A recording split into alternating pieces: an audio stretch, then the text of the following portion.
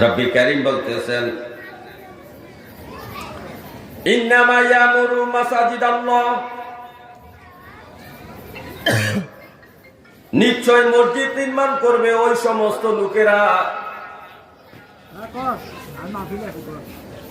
মান আমানা বিল্লাহি, যারা আল্লাহর প্রতি ঈমান আনবে, ওয়াল ইয়াউমিল আখির, যারা পরকালের প্রতি ঈমান আনবে। ঈমানের কিন্তু অনেকগুলা শাখা, কিন্তু আল্লাহ এই জায়গায় দুইটা শাখার কথা বলছেন। আল্লাহর প্রতি ঈমান, দ্বিতীয়ত বলছেন পরকালের প্রতি ঈমান।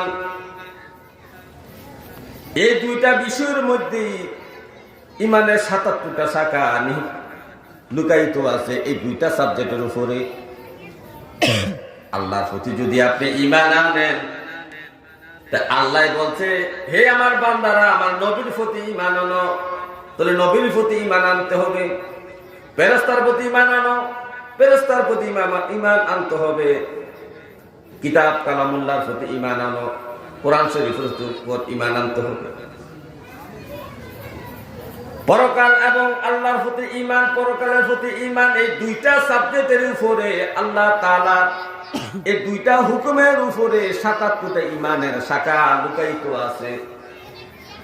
এই ঈমান আনবে যারা আল্লাহর প্রতি এবং পরকালের প্রতি, ঈমান আনার পরে তারা কি কাজ করবে?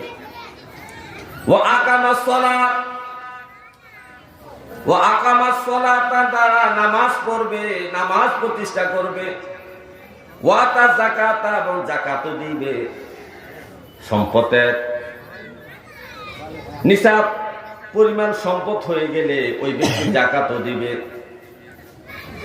ওয়ালাম ইয়াখশা ইল্লাল্লাহ, আল্লাহকে ভয় করবে, তাকওয়া অর্জন করবে, মুত্তাকি হবে। আল্লাহর প্রতি ঈমান, পরকালের প্রতি ঈমান, এই দুইটা বিষয়ের উপরে ঈমান আনার পরে এই ব্যক্তিরা কি করবে? নামাজ পড়বে, যাকাত দিবে এবং তাকওয়া অর্জন করবে। এই 5টা গুণ সম্পূর্ণ ব্যক্তি যিনি হবেন, তিনি মসজিদ নির্মাণ করবেন।